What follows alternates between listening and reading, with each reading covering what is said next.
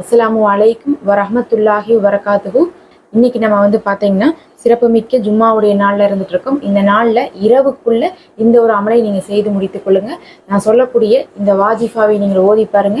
நிச்சயமாக நீங்கள் எதிர்பார்க்காத அளவுக்கான நல்லதை இதன் மூலமாக அனுபவித்துக் கொள்வீங்க. அல்லாஹ் உடனே நீங்கள் கேட்கக்கூடிய விஷயத்தை இதற்கு பின்னாடி ஆமீன் கூறி கொடுத்து விடுகிறான். அவ்வளோ ஒரு பிரத்யேகமான அமலாக இருக்கு. அதனால நாம கேட்டு எத்தனையோ விஷயங்கள் கிடைக்காமல் இருந்தாலும் கூட இந்த அமல்களின் மூலமாக நம்ம பெற்றுக்கொள்ளலாம். இதுல நம்ம இன்னைக்கு 3 விஷயம் பார்க்க போறோம். 2 குர்ஆன்ல வரக்கூடிய துவா, 1 பாத்தீங்கன்னா சலவாத்து. இது 3ஐயுமே இன்னைக்கு ஓதிக்கொள்ளுங்க.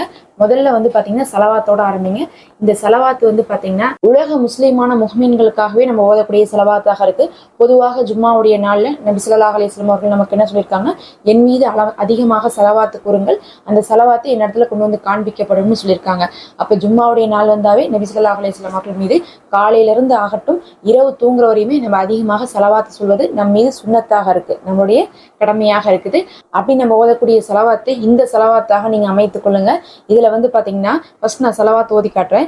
அல்லாஹும்ம சல்லி அலா முஹம்மதின் அப்திக வ ரசூலிக வ அலல் முஹ்மினீன வல் முஹ்மினாத்தி வல் முஸ்லிமீன வல் முஸ்லிமாத் அப்படின்னு சொல்லக்கூடிய இந்த சலவாத்துக்கு என்ன சிறப்பு இருக்குன்னு பாத்தீங்கன்னா, ஃபர்ஸ்ட் நம்ம இதுல அல்லாஹ்விடத்துல சொல்றோம், யா அல்லாஹ் உன்னுடைய அடியாராகிய உன்னுடைய தூதராகிய நபி ஸல்லல்லாஹு அலைஹி வஸல்லம் அவர்கள் மீது உன்னுடைய சாந்தியும் சலாமும் உண்டாவதாக. அதே மாதிரி முஹ்மீனான முஸ்லிமான ஆண் பெண் அனைவர்கள் மீதுமே உன்னுடைய சாந்தியும் சமாதானமும் உண்டாவதாக அப்படின்னு நம்ம சொல்றோம். சுபஹானல்லாஹ். யோசிச்சுக்கோங்க, ஒருத்தவங்களுக்கு நம்ம சலாம் சொன்னாவே அல்லாஹ் சொல்றான், நீங்க ஒரு முஸ்லீமை பார்த்து சலாம் சொன்னாவே 10 நன்மை நல்லா சொல்றான். இதுல நம்ம என்ன சொல்றோம், ஒவ்வொரு முஹ்மீனான முஸ்லீமானவர் ஆண் பெண் அனைவருக்குமே உன்னுடைய சாந்தியும் சலாமும் உண்டாகட்டும் அப்படின்னு சொல்லிட்டு நம்ம சொல்றோம். நம்ம மனிதருக்கு சலாம் சொல்றோம் அப்படிங்கிறோம், அதுதான் நம்ம நபிக்கு சொல்லும் போது சலவாத்துன்னு சொல்றோம். சலாமும் சலவாத்து ரெண்டுமே ஒண்ணுதான். ரெண்டுமே நம்ம அல்லாஹ் இடத்துல மற்றவங்களுக்காக கேட்கக்கூடிய துவா தான். சலவாத்துனா நபிக்காக கேட்போம், சலாம்னா நம்ம மற்றவங்களுக்காக, நம்ம யாரை பார்த்து நேரில் சொல்றோமோ அவங்களுக்காக கேட்போம். அப்ப இதுல பாத்தீங்கன்னா ரெண்டுமே அடங்குது. நபிக்காக நம்ம கேட்ட சலவாத்தும் இதுல இருக்கு, அதே மாதிரி முஹ்மீனான முஸ்லீமான ஆண் பெண் அனைவருக்குமே நாம என்ன பண்ணிருக்கோம், சலாம் கூறியிருக்கோம். அப்ப மொத்தமா உங்களுக்கு எத்தனை நன்மை கிடைக்கும், முஹ்மீனான முஸ்லீமானவர்கள் எத்தனை பேர் இருக்காங்களோ அத்தனை பேர்த்துடைய எண்ணிக்கையில நமக்கு 10 மடங்கு கிடைக்குமாவா.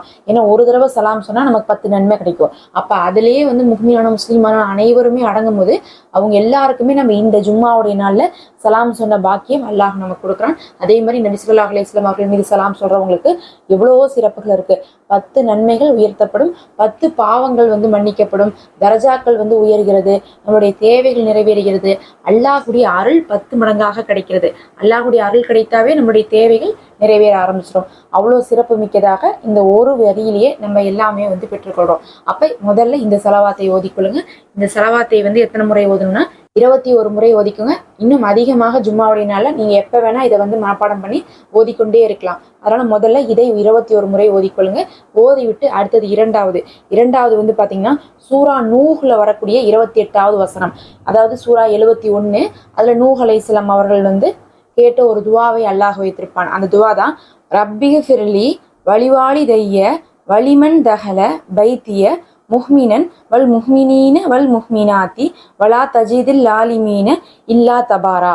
அப்படின்னா என்ன அர்த்தம்னா, யா அல்லாஹ் எனக்கு, என் பெற்றோருக்கு, இன்னும் எங்க வீட்டில் இருக்கக்கூடிய நம்பிக்கையாளர்களுக்கு, என்னோடு பிரவேசித்தவர்களுக்கு அனைவருக்குமே நீ மன்னிப்பை தருவாயாக. முஹ்மீனான முஸ்லீமான ஆண் பெண் அனைவருக்குமே நீ மன்னிப்பை தருவாயாக. இன்னும் அநியாயக்காரர்களுக்கு உன்னுடைய அழிவுதான் கிடைக்கும், அவர்களுக்கு நீ உன்னுடைய அழிவை அதிகப்படுத்துவாயாக அப்படின்னு சொல்லிட்டு நூஹ் அலைஹிஸ்ஸலாம் அவர்கள் கேட்டிருக்காங்க. அதாவது நம்ம கூட இருக்கக்கூடிய நம்ம பெற்றோர், நம்ம குடும்பத்தில் இருக்கிறவங்க, நம்பிக்கையானவங்க, முஹ்மீனான முஸ்லீமான அனைவருக்குமே நம்ம என்ன கேட்கிறோம், பாவ மன்னிப்பு கேட்கிறோம். எங்களெல்லாம் மன்னிச்சிடல. அதே மாதிரி கெட்டவங்கெல்லாம் அநியாயமானவங்களா இருந்துட்டு இருக்காங்க இந்த சமுதாயத்துல, உன்னை மறுத்து கொண்டு இஸ்லாத்துக்கு எதிரானவங்க இருக்கிறாங்க, அவர்களுக்கு உன்னுடைய தண்டனை அதிகப்படுத்துன்னு சொல்லிட்டு நம்ம கேட்கிறோம்.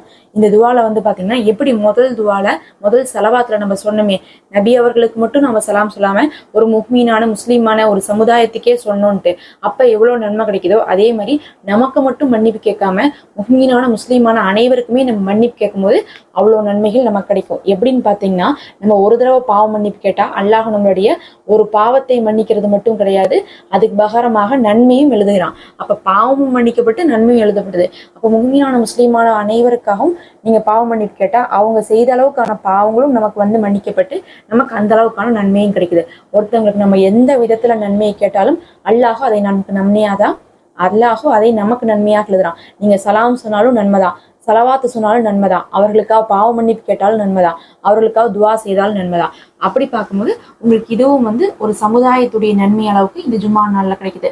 அந்த அளவுக்குலாம் முக்மீனான அளவுக்கு, முஸ்லீமான அளவுக்குலாம் வந்து நம்மளால வந்து நன்மையை பெற்றுக்கொள்ளவே முடியாது. எவ்வளோ நேரம் இபாதத் செஞ்சாலும் ஜும்மா நாளில் இந்த எண்ணிக்கையை நம்ம அடைந்து கொள்ள முடியாது. அதற்கு தான் நம்ம இந்த மாதிரி விஷயத்த ஓதுறோம். அப்போ இதை வந்து என்ன பண்ணிக்கோங்க, 21 முறை ஓதிக்கொள்ளுங்க. கடைசியா மூன்றாவதா என்ன ஓதுறீங்கன்னு பார்த்தீங்கன்னா, யூனுஸ் அலைஹிஸ்ஸலாம் அவர்கள் ஓதிய துவா. அதாவது இந்த துவாவுடைய சிறப்பு என்ன தெரியுங்களா? இந்த துவாவை யூனுஸ் அலைஹிஸ்ஸலாம் அவர்கள் மீன் வயிற்றிலிருந்து ஓதும் போது மலக்குமார்கள் சொன்னாங்களாமா, யாரோ ஒருத்தவங்க இதுவரை அழைக்காத குரலை கொண்டு வார்த்தைகளை கொண்டு உங்களை அழைக்கிறாங்கன்னு சொல்லிட்டு அல்லாஹ் சொன்னாங்களாமா. அப்போது அல்லாஹ் சுப்ஹானஹு வ தஆலா சொன்னானாமா, அதுதான் நபி யூனுஸ் அவர்கள் மீன் வயிற்றுக்குள்ள இருந்து என்னை இந்த வார்த்தையை கொண்டு அழைக்கிறாங்க. இந்த வார்த்தையை கொண்டு அழைத்தால் நான் மறுக்காமல் எந்த சமுதாயம் அழைத்தாலும் சரி என்னுடைய அடியார்கள்ல அவர்களுக்கு நான் பதில் தருவேன்னு சொல்லிட்டு அல்லாஹ் சொல்லியிருக்கான். சுபஹானல்லாஹ். மீன் வயிற்றுக்குள்ள இருக்கும்போது யூனுஸ் அலைஹிஸ்ஸலாம் அவர்கள் ஓதிய லா இலாஹா இல்லா அந்த சுபஹானக இன்னி குந்தும் மினல் ஸாலிமீன் அப்படின்னு சொல்லக்கூடிய இந்த ஒரு துவாவை, இந்த ஒரு பாவ மன்னிப்பு துவாவை நம்ம வந்து அல்லாஹ்விடத்துல ஓதனோம்னா, எந்த கஷ்டம் இருந்தாலும், என்ன ஒரு நிகழ்வு வந்து நமக்கு வந்து ரொம்ப துன்புறுத்தலா இருந்தாலும் சரி, கவலையா இருந்தாலும் சரி, அந்த விஷயத்துல இருந்து அல்லாஹ் நம்மளை காப்பாற்றுவான். நமக்கு இது தேவை, அது தேவைன்னு நம்ம நிறைய நினைக்கிறோம். ஆனா நமக்கு தேவைகளுக்கு மிஞ்சினதாக என்ன இருக்குன்னு பார்த்தா பிரச்சனைகள் தான் இருக்கு. வாழ்க்கையில நமக்கு அதிகமான பிரச்சனைகள் இருந்து கொண்டே இருக்கு. இந்த கஷ்டம் தீராதான், அந்த கஷ்டம் தீராதான் நாமளும் எதிர்பார்த்து கொண்டே இருக்கோம். அப்படிப்பட்ட அத்தனை கஷ்டத்தையும் தீர்க்கிறதுக்கு நமக்கு வேற எதுவுமே தேவையில்லை. நபி யூனுஸ் அலைஹிஸ்ஸலாம் அவர்கள் ஓதிய இந்த ஒரு துவாவே போதும். இதை நீங்க 21 முறை ஓதுங்க. இப்ப இதை எப்ப ஓதணும்னு பாத்தீங்கன்னா, நீங்க வந்து இதை ஜும்மாவுடைய நாள்ல தூங்குற வரையும் நீங்க இரவுக்குள்ள எப்ப வேணா ஓதிக்கலாம். ஆனா இன்னும் ரொம்ப ஸ்பெஷலான நேரம் அப்படின்னு சொல்லிட்டு பாத்துட்டீங்கன்னா, பள்ளிவாசல்ல ஜும்மாவுடைய தொழுகை முடியும் பாருங்க, கொத்துபா ஆரம்பிச்சு முடியும் பாருங்க, அந்த நேரத்திலையும் அதே மாதிரி அசருக்கு பின்னாடி இருக்குது பாருங்க, மஹ்ரிப் வரை இருக்கக்கூடிய நேரம், அது ரொம்ப ஸ்பெஷலான நேரம். அந்த நேரத்துல ஓதுவது இன்னும் ஸ்பெஷலா இருக்கும். அதே நேரத்துல நமக்கு ஜும்மாவுடைய நாள்ல கடைசி நொடி வரையுமே அந்த ஜும்மாவை சிறப்பிப்பது நமக்கு நல்லதாக இருக்கும். அதனால நீங்க வந்து ஜும்மாவுடைய நேரத்துல ஓதல, அசருடைய நேரத்துல ஓதலைன்னு சொல்லிட்டு விட்டுறாம இரவு வரையுமே நீங்க தூங்குவதற்குள்ள அந்த ஜும்மாவுடைய நாளை சிறப்பித்துக் கொள்ளுங்க. கடைசி நொடியில் இதை ஓதினாலும் கூட இதனுடைய பரக்கத்தால செலவாத்து சொன்ன நன்மை, பாவ மன்னிப்பு கேட்ட நன்மை, அதே மாதிரி வந்து என்ன ஆகும், உங்களுடைய பிரச்சனைகளுக்கான தீர்வுன்னு சொல்லிட்டு அனைத்தையுமே அல்லாஹுடைய புறத்துல இருந்து கொடுக்கக்கூடியதாக இருக்கு.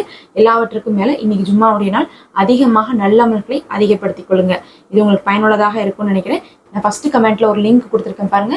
நம்ம ஒரு வாஜிஃபா போட்டிருக்கோம், அதை ஓதினால் சரி உங்களுடைய பண கஷ்டம் எல்லாம் தீர்ந்து ஒரு ஏழை கூட செல்வந்தர் ஆயிடுவாங்க.